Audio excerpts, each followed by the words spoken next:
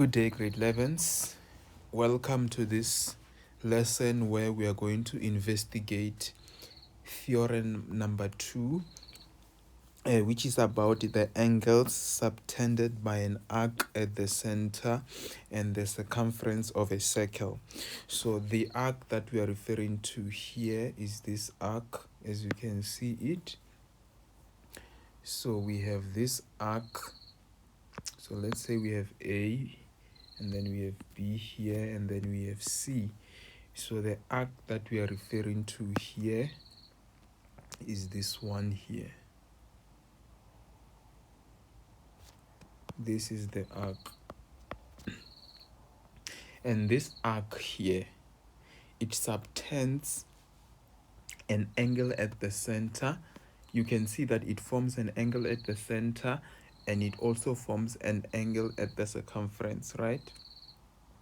So the angle at the center, we can call it O, right? So it forms an angle at the center, and it also forms an angle at the circumference. Now, this lesson is going to be an investigative lesson where we are going to measure angles x1 and y1. So let's begin. Let me take off my ruler now. So I have this protractor that I'm going to use here to measure the angles. And then, so let me begin. So using this protractor, I'm gonna place it in line with this line here, and then I'm just gonna record the starting value of the angle. So I have my protractor. It starts at 356 degrees. That's not the 356 degrees is not the angle. It's just the starting point at which we are going to rotate, right? So it means we start at 356. So we start at 356, and then we are going to rotate, right? So we start at 356. This is our start. I'll cancel that. This is just so that I'm able to track. So after starting at 356, then I am going to rotate this ruler until it is in line with OA. So we start at OB, and we are going to rotate and make sure the ruler is lying on OA. So now we start. So I'm rotating the ruler. What you notice is that from 356 is gonna go into 360, and then it says 0, right? So it means we go from 356 to 0. So we basically go from 356 to 0. And then after that, when we rotate, we're gonna rotate this ruler, and then we place it. We take this ruler, and now we place it in line with OA, and we need to make sure that it is actually lying exactly. We need to try to make sure that it's actually lying in the straight line. So let me try my best here. So I get 144 as my final angle. So 144 is my final angle. So I have 144 as my final angle. So it means we start at 356, and then we go to what? We go to 0, and then after 0, we get to 144. So from 356 to 0 is how many degrees? Is 4 degrees. And then 4 degrees plus 144 degrees is how much? It's 148. So it means x1 is actually 148 degrees. And then now I'm going to repeat the measurement of x1. I'm going to measure it again. I am going to measure x1 again. So let me remove this here and do the same measurement again. So first we begin the same way. I'm gonna make sure that this thing is in line. The ruler is actually in line with OB. So let me make sure that actually the ruler is lying in a straight line with OB, so that the measurements can be correct, right? So let me try my best to make sure it's in line. Yeah, the way I see it is in line. So we start at 356. We start at 356 degrees, and then now I'm gonna rotate and make sure that my ruler is gonna be lying on the radius OA, and then I'll measure it has to be in a straight line. The ruler has to lie exactly on the radius. According to how I see it, is actually lying exactly. So it means it's from 356 to 0 to 144. So it's to 0 to 144 again. And 356 to 0 is 4 degrees. 4 degrees, I still have 148 degrees. So it means my measurement seems to be accurate. Let me try again and do the last measurement of x1. So I'm gonna do the same thing again. I'm gonna make sure that my ruler is actually lying in a straight line OB, this line segment OB, which is called the radius. So let me make sure that this ruler is actually lying in the straight line. Let me does it look, no, it doesn't look like it's lying well. Let me try. Yeah, it's 356 again. I see 356, unless my measurements are wrong. It's 356 again, and then when I rotate it, it will go to 0. Then after that, we're gonna rotate it until it's lined up with the radius OA, and then we make sure it's actually, we have to make sure it's actually sitting on the radius exactly. So let me see if my measurements are actually correct. Yeah, it's 144 again. So it means 356 to 0 is 4 degrees. So I still get 148. So we are done with measuring x1. We can actually measure x1 in the second diagram, just so that we can just finish measuring x1. So let's get done with measuring x1. Let's measure x1 in this diagram here, so that when we measure y1, we are done with x1 in both diagrams. So I'm gonna come to this diagram now, and then in this diagram, the arc that we are referring to is actually this arc. So if I call this A, B, and C, and this is O, the arc we are referring to here is arc AB. As you can see, this is the arc. This arc forms angle C, and it also forms angle O at the center, so it subtends them. So then now we can start measuring. I'm gonna measure x2. So the same thing, I'm gonna line up, I'm going to line up the ruler, and then I will record where I start. So let's see where we start. We start at what value? Let's make sure that it's actually lying on the straight line correctly, so that the measurements can be accurate. Yeah, so I start at 133. I'm gonna write it here. I start at 133. Then now I'm gonna rotate the ruler. When I rotate the ruler, I'm gonna make sure it's lying on the radius AO. When it's lying on the radius AO, the ruler, it's actually 214.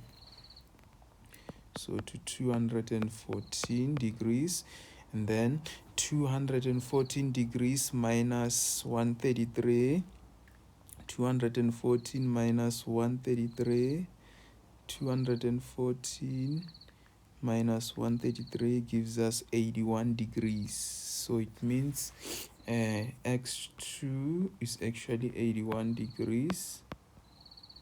Then we do the measurement again. We are going to do the measurement again. I'm gonna take my ruler, which is to measure the ruler helps me to measure the angle because it has a protractor, so it helps me to line up to make sure that the radiuses are lined up. So now when I place my ruler here, what angle do I measure? The starting angle is going to be what? The initial angle. The initial angle is 130. It looks like 134. Let me see. Yeah, 134. So I start at 134. So I begin at 134. And then now I'm gonna rotate the ruler.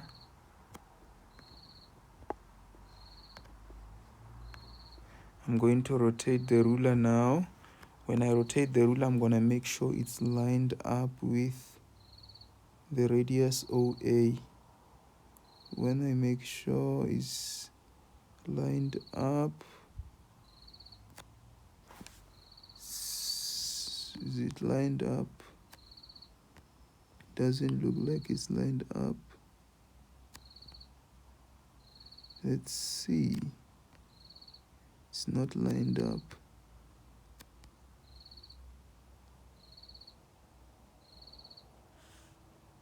Yes, it's 214.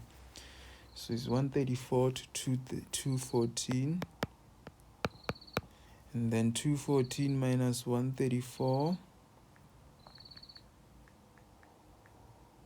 it's 80. So then I'm gonna come here and record 80 degrees. And then we do the last measurement for x2.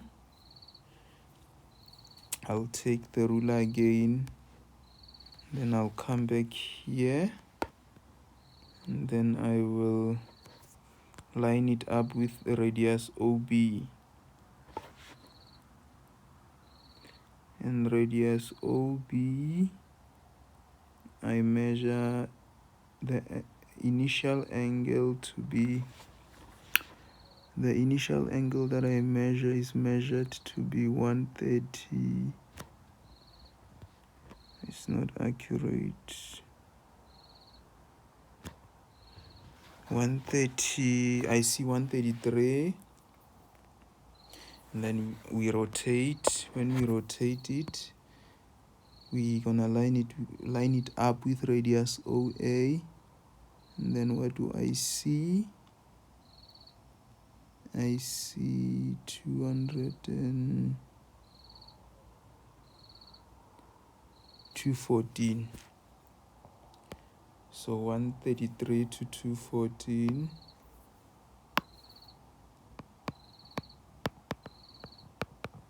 So we're gonna say 214 minus 133 gives us 81. So I'm gonna record 81 here. Then now we are done measuring x1, which is the angle at the center, right?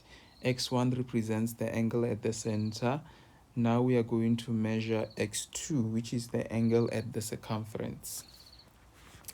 So let's start now to measure, we are going to measure y1, which is the angle at the circumference. So y1, now it's time to measure y1. So let me take my ruler, then I'm gonna line it up, starting with the diagram here. We're going to measure y1. So I'm gonna line up my ruler and record the starting angle, the initial angle. So let's make sure the ruler is lying on the line perfectly. Let's try our best to make sure that it's lying on this line perfectly. And then when we do that, I see 206. So the starting angle is 206. So we can just write it here at the top, 206. And then now I'm gonna rotate the ruler until it is lined up with AC.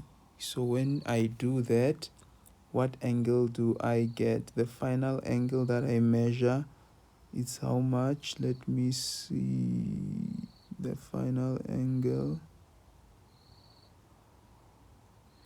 The final angle is 279. And then 279 minus 206 gives us 73. It means the angle here is actually 73. And then now we're going to measure y1 again. So we're going to measure it again. So I'm just going to rotate the ruler again, and then I'll start it here, and then I'll make sure the ruler is perfectly lined up with BC. We make sure it's perfectly lined up where BC, the straight line and the ruler, they have to be perfectly lined up together. When I do that, I find that it's actually 200 and no, it's 205 doesn't look perfect. I want the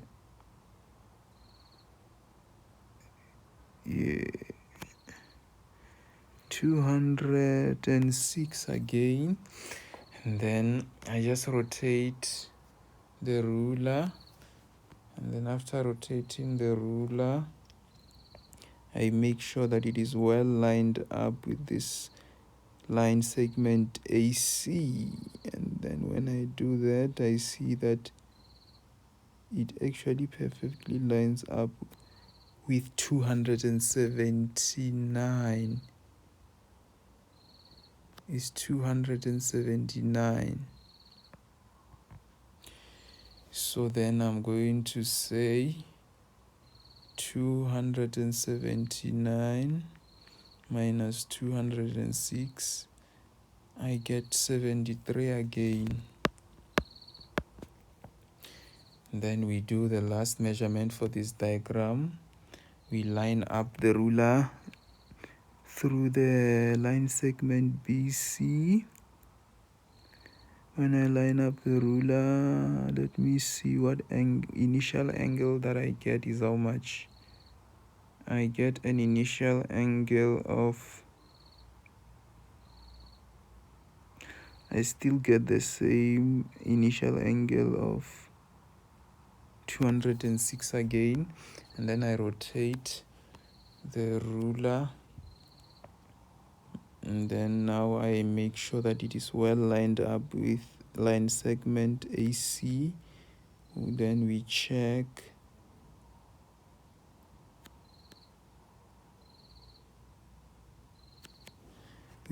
if it is well lined up. Yes, it's 280. And then from there, then 280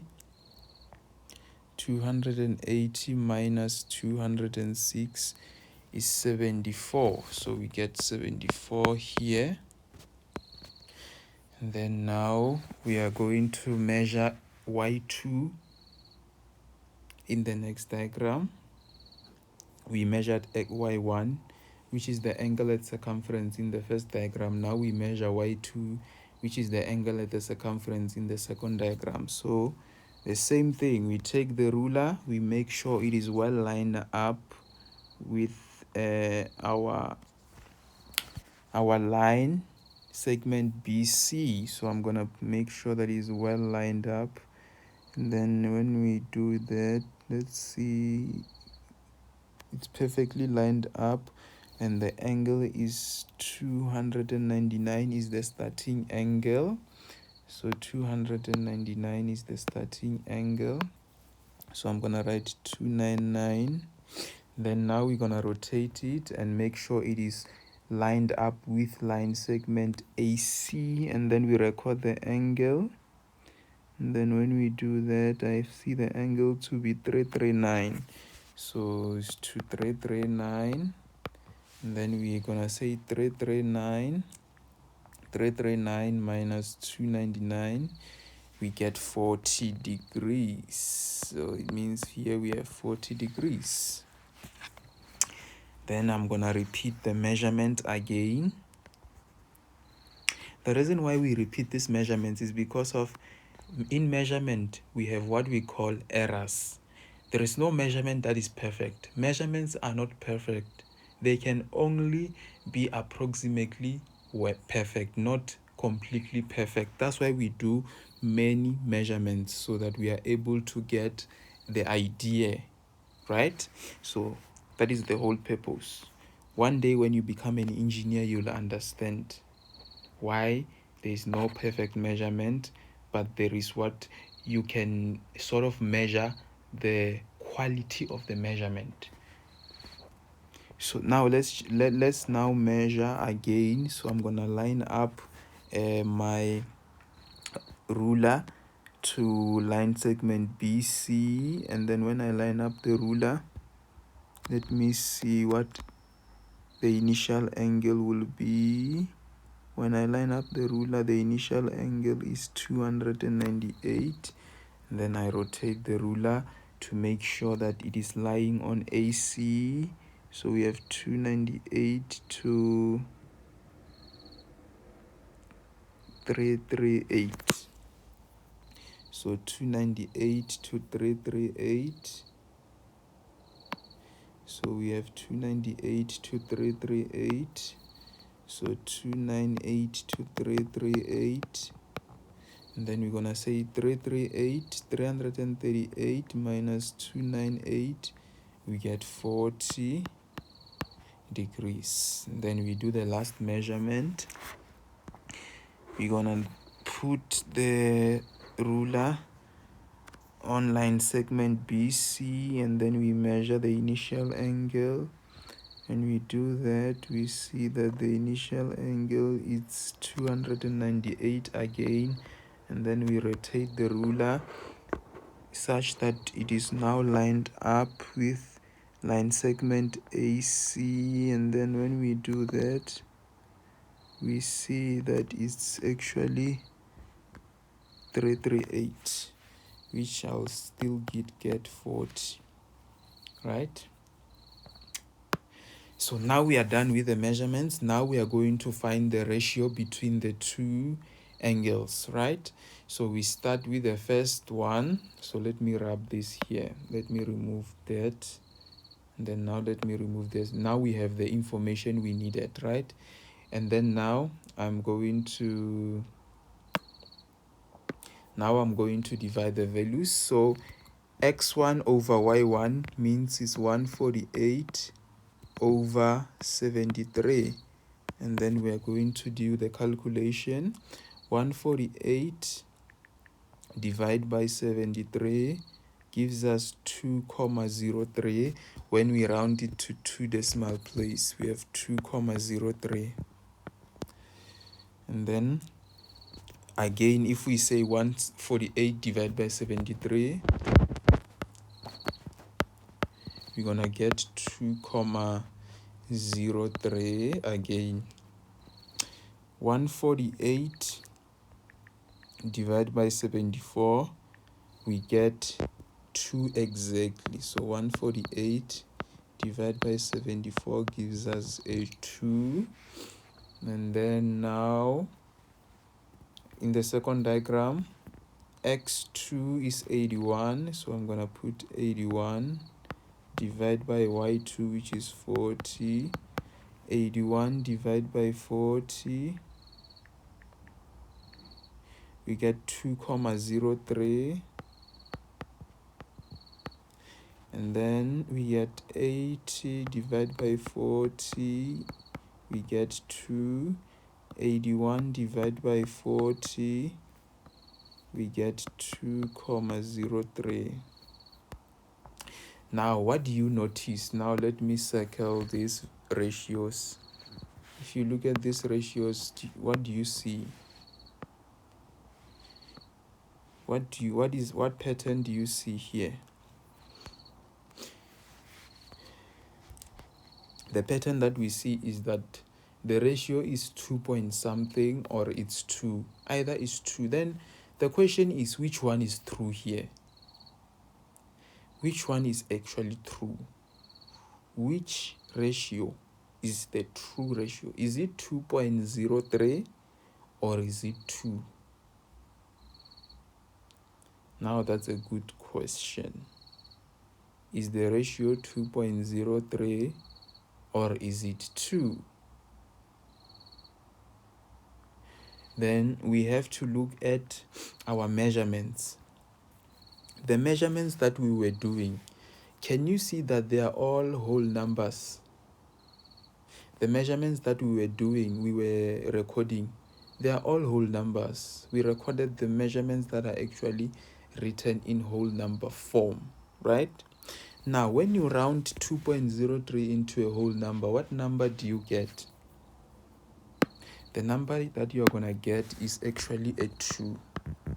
So 2.03 when rounded to the nearest whole number is actually a 2. So you'll get a 2. This one is obviously 2. 2.03 to the nearest whole number is 2. So what conclusion can we make? The conclusion that we can make here, so we can make the following conclusion. The conclusion is that x1 over y1 is equals to 2 and x2 over y2 is equals to 2. What does this mean? X1 and x2, they represent what? X1 and x2, they represent the angle at the center of the circle. And y1 and y2, they represent what? The angle at the circumferences.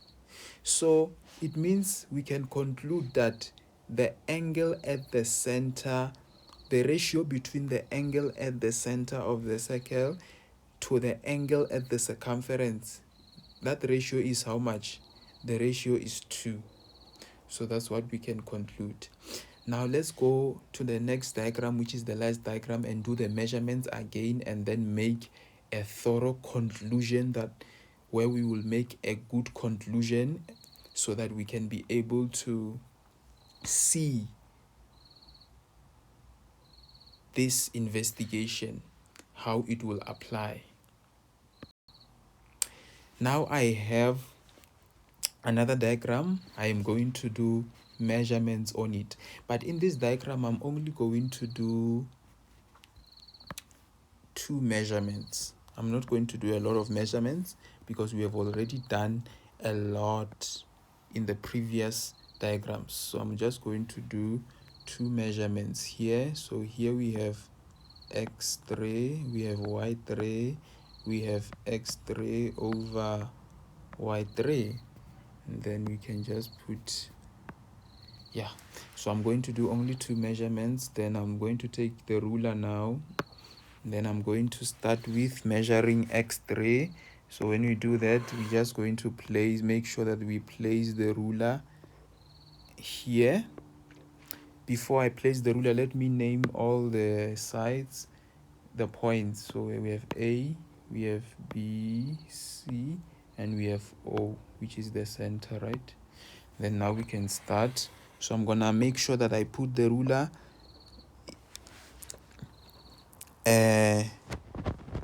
along the line segment OB, and then the starting angle is 329 degrees. So we can write that down. So the starting angle is 329 degrees, and then we rotate the ruler. We're gonna rotate until we are in a situation where the ruler is now lying in line OA. So if we do that, we will see that we have a final angle of 214. So it's 329 to 360 to 214. So you can check that, right? We started from 329 and then we went into 360, and after that, yeah. So then now we can say from 329 to 360 is how much? 360 minus 3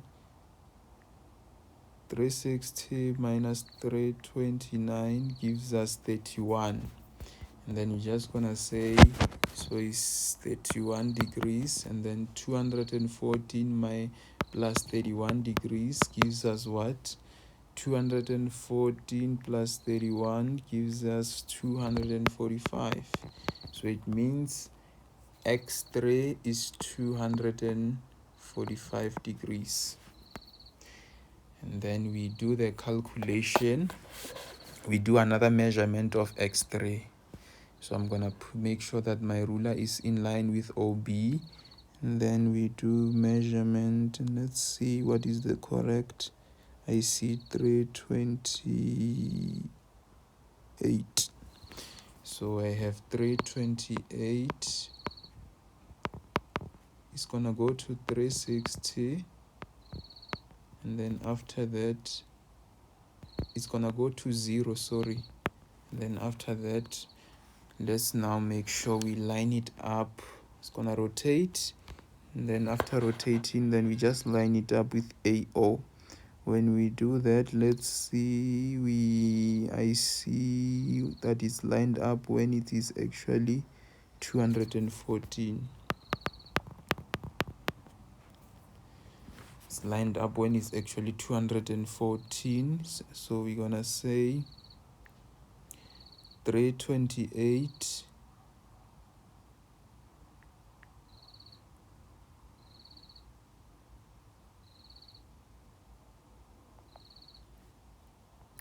360 minus 328 gives us 32, and then 214 plus 32 gives us 246. So it means our x3 is 246 degrees. And then now we are going to measure y3. So we're gonna do the same. I'm just going to place the ruler to make sure that it's actually lying on the line segment BC correctly. And then when I do that, the starting angle is 216. Let me record it, 216. And then now I'm going to rotate the ruler, and then what we get is, when we make sure it's well lined up, we get what I see from my measurement is 339. I see 339. And then when you say 339 minus 216, we get 123. So we get 123. And then I'm going to do the last measurement. And then when I place it next to BC, I have a measurement. I see a measurement of 216. So we start with 216. And then after that it rotates, and then now we line it up with AC. Then what happens? After lining it up with AC correctly, we see 3. I see 3. I see 339. So it's still gonna be 123. Then now we are done, so we can remove the ruler, and then I can just wrap these other things, because now we have the information we need, right? Then we do the same thing. We're gonna say 120. We're gonna say x3 is 245 divided by 123 gives us what value? 245 divided by 123 gives us 1.99. So I get 1.99.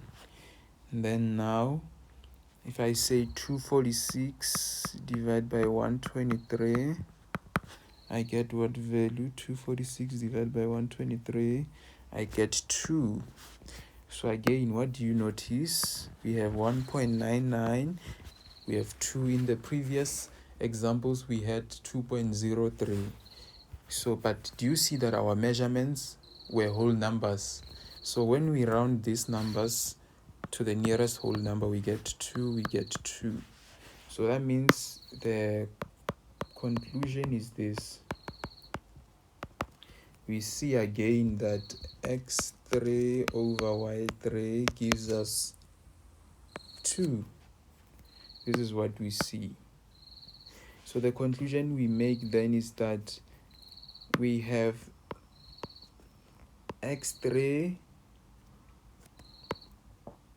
y3 is equals to x2 over y2 is equals to x1 over y1. They are all give us 2. And then we know that x3, x2, x1 represent angles at the center, and then y3, y2, y1 they represent the angles at circumference. So it means we have a situation where the angle, let me do this. So we have a situation where the angle at center divided by the angle at circumference is equals to 2. And then when we now say over 1 here and we do cross multiply, what will happen? We're gonna have the angle at center is equals to 2 times the angle at circumference. Then we can then make a conclusion. Therefore, in words means that the angle at center is twice the angle at the circumference.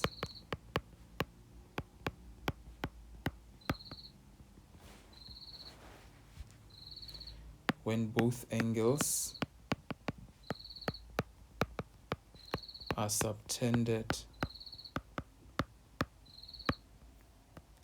by the same arc.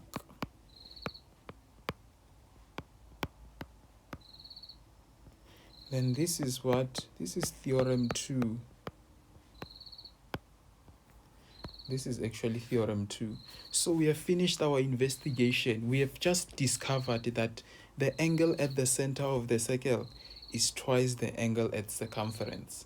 In the next video, we are going to prove that this theorem is actually true and is always gonna hold. We proved it. Here we used what? We used an investigation and measurements to show that the theorem is true. But now we are going to use logic, right? And mathematics to actually show that this will always hold. So let's meet in the next video where we will now show that this actually holds, always holds, whenever the arc in a circle subtends an angle at the circumference and it subtends another angle at the center. The angle at the center will always be twice the angle at the circumference. So bye for now. See you next time.